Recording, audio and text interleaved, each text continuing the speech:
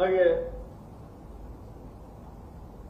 అక్కడక్కడ ట్రాన్స్ఫార్మర్స్ మనం రిపేర్ ఇస్తే మనతో టైఅప్ ఉన్నటువంటి ఏజెన్సీస్ రిపేర్ చేసి సక్రమంగా అయిపోతే మళ్ళీ తీసుకొస్తే మళ్ళీ వెళ్ళిపోతాం. సో ఈ రిపేర్ చేసేటువంటి వ్యవస్థలను కూడా మీరు అప్పుడప్పుడు ఇన్స్పెక్షన్ చేయాల్సింది సీరియస్ గా. అతను చేసే తప్పు వల్ల మన మొత్తం డిపార్ట్మెంట్ కి చెడు పేరు వచ్చే ప్రమాదం, అది మనం భరించాలి. అట్లాగే ఖమ్మం కలెక్టర్ గారు చెప్పినట్టు లైన్ మెన్ వెరీ ఇంపార్టెంట్. మొత్తం వ్యవస్థకి కింద ప్రజలతో డైరెక్ట్ గా నేరుగా సంబంధం ఈ లైన్ మెన్ తో. ఈ లైన్ మెన్ అనే వ్యక్తి అతను సన్నిహితంగా మంచిగా ఉంటే మనకు మంచి పేరు వస్తుంది, అతను బిహేవియర్ రూడ్ గా ఉంటే మనకు చెడ్డ పేరు వస్తుంది. మనం ఎంత చేసాం. సో అతన్ని నిరంతరం మీరు వాచ్ చేస్తూనే ఉండాలి. How is behave with this community, అతని బిహేవియర్ అవసరమే కౌన్సిలింగ్ కూడా చేయాలి. నేను శాఖాపరంగా చాలా మార్పులు వస్తూ ఉన్నాయి. విద్యుత్ పరంగా కూడా చాలా ఎప్పటికప్పుడు నిరంతరం రీసెర్చ్ జరుగుతూ ఉంది, దాంట్లో నుంచి మార్పులు వస్తూ ఉన్నాయి. ఆ వచ్చిన మార్పుల్ని మనం విద్యుత్ శాఖలో పనిచేసేటువంటి ఉద్యోగ వ్యవస్థకు కూడా అందుబాటులో తీసుకుని రావాలి. ఆ మార్పులు మనం ఎప్పుడో 20 సంవత్సరాలు 30 సంవత్సరాలు ఇంజనీరింగ్ చేసి ఉద్యోగాలు జాయిన్ అయితే ఆనాడు ఉన్న టెక్నాలజీతోనే మన ఎక్స్పోజర్ ఉంది. మారుతున్న పరిస్థితికి అనుగుణంగా మనం ఎక్స్పోజ్ కావట్లేదు. ఎక్కడో మన జిల్లాలో పనిచేస్తూ ఉంటాం, ఈ టెక్నాలజీ ఎక్కడో వచ్చింది కొత్తది, దానికి మనకి లింక్ లేదు. అందుకోసమే నేను నిన్న రివ్యూ చేసినప్పుడు స్పష్టంగా ఆదేశాలు ఇచ్చాను. ఎనర్జీ శాఖ ఇంజనీరింగ్ వాళ్ళకి ఒక యాస్కి లేకపోతే ఇంకొక అడ్మినిస్ట్రేటివ్ కాలేజ్ ఎట్లా ఉంటుందో మన ఎనర్జీ డిపార్ట్మెంట్ కూడా ఒక స్టాఫ్ కాలేజ్ లాంటి ఒకటి పెట్టండి.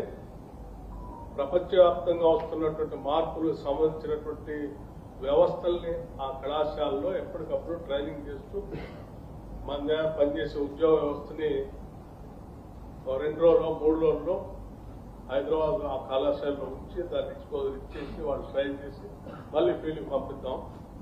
తద్వారా వాళ్ళు కూడా అప్డేట్ అవుతూ ఉంటారు, నాలెడ్జ్ పెరుగుతూ ఉంటుంది వాళ్ళకి కూడా. అటువంటి వ్యవస్థను ఇమీడియట్ గా చేయాలని చెప్పాను నేను. అది కూడా త్వరలో చేస్తాం. లేకపోతే గతంలో ఎప్పుడు లేని చాలా 10 సంవత్సరాల నుంచి ప్రమోషన్స్ లేవు. రాగానే పెండింగ్ ఉన్నటువంటి 10 సంవత్సరాల నుంచి పెండింగ్ ఉన్న ప్రమోషన్స్ అన్ని ఇచ్చాం. First of it. సో నేను మీ అందరికీ అడగకముందే మేమే కూర్చొని మాట్లాడుకుని 10 సంవత్సరాల నుంచి ప్రమోషన్స్ లేకపోతే ఎట్లా అని ఆలోచన చేసి ప్రమోషన్స్ ఇచ్చాం. ఈ ప్రమోషన్స్ ద్వారా ముందుకొచ్చిన వాళ్ళందరికీ అభినందనలు.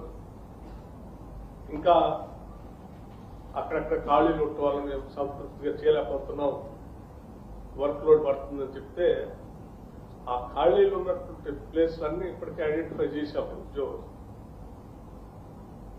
1 నెల 2 నెలల్లో వాటికి సంబంధించి నోటిఫికేషన్ ఇస్తాం. కంప్లీట్ గా రిక్రూట్మెంట్ కూడా చేసి పూర్తిగా ఎక్కడ ఇబ్బంది లేకుండా ఆ సిబ్బందిని కూడా నియామకం చేస్తాం. సో తద్వారా మీకు కూడా వర్క్ లోడ్ దొరుకుతుంది. సో నేను ఇక్కడి నుంచి కంపల్సరీ నా రాష్ట్ర ఈ పర్యటనలో ఎక్కడెక్కడ ఏ ప్రోగ్రామ్కి వెళ్ళినా అందులో తప్పనిసరిగా ఎనర్జీ శాఖకు సంబంధించిన రివ్యూ కూడా ఒక 15-20 నిమిషాలు పెట్టుకుంటారు. మీరు అప్డేట్ అవుతూ ఉండాలి. సో వరంగల్లో ఉన్నటువంటి మన ఎన్పీడీసీఎల్ తెలంగాణ రాష్ట్రానికి సంబంధించినంత వరకు చాలా ప్రాముఖ్యత కలిగింది. అటు ఆదిలాబాద్ నుంచి మొదలు పెడితే ఇక్కడ ఖమ్మం వరకు ఆ గోదావరి నది పరివాహ ప్రాంతం అంతా మీదే. సో మీరు ఈ ప్రాంతంలో చాలా లిఫ్ట్ ఇరిగేషన్స్ ఉన్నాయి.